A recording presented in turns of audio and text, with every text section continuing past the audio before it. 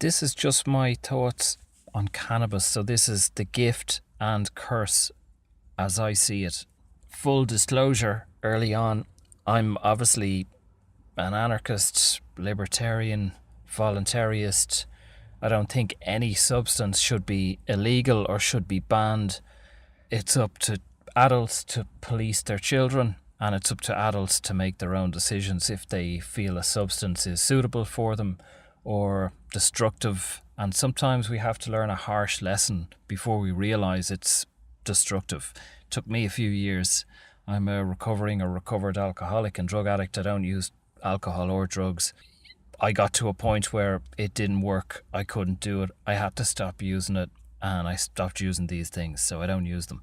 So I don't believe anything should be banned or fucking regulated or taxed or any of that kind of stuff. A book that I found very interesting for me is called The Economics of Prohibition by Mark Thornton. And there is it's quite a short book. I think it's only about 200 pages. I'll put a link below. It's free for download on the Mises.org website. There is a heavy kind of economic section in the middle. You can skim through it or get through it as quick as possible. But there's a lot. For those who are not open to drugs being legal, it can explain to you the damage of something being prohibited and causing drug gangs or cartels or mafias and crime, the rise in price. So if heroin is more expensive, people have to rob more or commit more crimes to fund that habit. Whereas if heroin is available in every supermarket, it gets cheaper and cheaper and cheaper, cleaner and cleaner. Obviously the users then they've less need to commit crime and so on. Now, if you think, if heroin's going to be in every supermarket, everyone's going to be done it. I think you just have to evolve past that. It's like if guns are legal, everyone doesn't just go out and buy a gun and start shooting people. Of course, there are criminals, there are people who do stupid things. There are people also who learn from those experiences. Sex is pleasurable. Not everyone goes out and rapes, apart from Bill Clinton, possibly. Also, in Thornton's book, he does cover the use of a lot of now illegal substances, cannabis, cocaine, heroin, before prohibition. That's quite an interesting read, that people would use these things pretty much today, the way we use alcohol, or a lot of people use cannabis.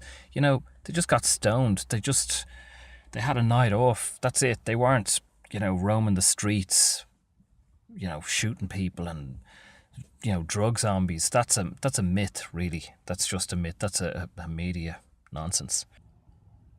It's worth looking at these things from a historical point of view, and I bunch some of these in together. So cannabis or psilocybin, which is commonly known as magic mushrooms, the chemical in magic mushrooms, ayahuasca, or, there's a number of these mind-altering substances out there. And the history of a lot of these the ancient history is ceremonial. It's not people getting stoned in front of the television. It's very respectful. It's used for a purpose. It's controlled. It's used for certain reasons at certain times to achieve or to heal, get greater understanding. So keep that in mind. And that's my point here, is that these things were revered and had healing properties, were in some cases seen as spirits. Ayahuasca and psilocybin is seen as a spirit. It basically thins the veil or gives enough access so the mushroom gods or the ayahuasca gods can make contact, can work on your psyche, can work on your mind, can open you, can give you information, can heal you. Now, a lot of this depends on intention. If you want to get stoned or you want to see lovely colours, maybe you'll see that. You're not going to have any spiritual experience. So it really depends on what the person, there's plenty of records of people drinking ayahuasca and nothing happens or very little happens. They sit and they see colours. So it really depends how honest you are and how deep what you're looking for. If you want the fucking truth, if you want to know, then you'll get a response. If you just want to get stoned, well, you're not going to get much. You might see the nice colours and listen to nice music. You might have a good time. You might not have a good time. So I wouldn't fuck with them personally, because I've had pretty heavy times. And with my intention being good, it's been heavy work. So I'm not interested in having a blast on any of these things. Cannabis, in my experience and understanding, is not the same as psilocybin or ayahuasca. It is a medicine in my interpretation. In my understanding, it can cure cancer, can alleviate other ailments, MS, or there's a long list of them at this stage. That's as a medicine. Curing cancer, in my understanding, is the cannabis oil. It's not people getting stoned. From what I'm aware of, the taking of cannabis oil it's an uncomfortable journey. It's not an easy ride. It still brings up all the shit that caused the cancer. So the emotional repression or anger or unresolved in this life or other lives, that pain comes up. People they don't sleep or have bad night's sleep, or they're out of it, or it's not an easy ride. If you want an easy ride to cure cancer, if you can call it an easy ride, go and have chemotherapy. You take the drugs into your system, your body will fall apart, but you don't have to deal with emotionally why you have cancer. Cannabis oil is the opposite of that, in my understanding, that it will bring up the emotions and the psyche that has manifested this disease in the body. And once they're addressed, or as they're addressed, even if you die of cancer, one theory is that and I would agree with this, one theory is that as you're resolving these issues, even if you don't make it, you're clearing that shit, that baggage from your psyche. You're doing the work. I would call this the great work. Any of this used ceremonially is the capital letters great work. This is the mystery school stuff. This is the challenging stuff. Vast majority of people don't want to touch, don't want to look at, because it's uncomfortable, it's hard work, it's emotional, it's painful, it's challenging. The misuse of anything can invite destruction into our lives. The overeating of any food, or sugars, diabetes, there's all sorts of ailments, and it aggravates, it fucking destroys the body.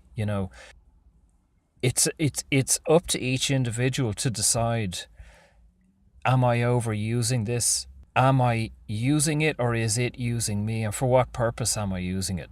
What is the benefit? What is the work I'm doing here? Is it just to relax and watch television after work? Is it to meditate? Is it to seek? Do I have an intention? I mean, to use psilocybin or ayahuasca, there's an intention involved. There's a purpose. Why am I here? What am I using this for? Now, Graham Hancock, I'll put a link below. He was drinking ayahuasca, I think, for 10 or 12 years. And he had been smoking cannabis, I think, for close to 20 years, something like that, almost daily. He was smoking grass, he was working, he was very productive, obviously. He's very successful, he's written a lot of books, he was done the work. And his wife said to him at one point, I think cannabis is using you, you're not using cannabis. It's becoming a bit, it's intruding on the marriage. So he looked at it and he thought, okay, and after 10 or 12, whatever it was, years of regularly going to Peru and drinking ayahuasca, he decided, okay, I'm going to look at that. So he went down, and he was kicked around basically in his ceremonies, I think 3 or 4 in a week. And he was confronted with what he describes as earth-shattering, terrifying, under attack from a negative entity. And basically in those ceremonies, not one ceremony, in a number of them, he feels he was confronted with the entity that he had invited in through his misuse of cannabis. Just pointing out that the indulgence or overuse of anything is blocking our emotions. If if you need to cry that day, if you're fucking angry, if you're unhappy, if you're happy, these are signals to the body and mind that need to be processed and released. And if they're locked down, they result in cancer, or in pain or disease. Or so repressing any of these things, or drinking on them, or using any distraction on them, basically is not healthy. And it's no harm for us to be knocked out of our comfort zone. Getting out of that comfort zone and being challenged always results in new information. The mind is opened. It's uncomfortable. It can be painful. It can be confusing, but there's growth and new information in it. So the regular, getting stoned, oh, I'm taking my medicine. No, you're not. If you're using anything ceremonially for a purpose, perhaps, but I just want to differentiate the growing movement that sees cannabis as a medicine and getting stoned as taking a medicine. That's not taking a medicine.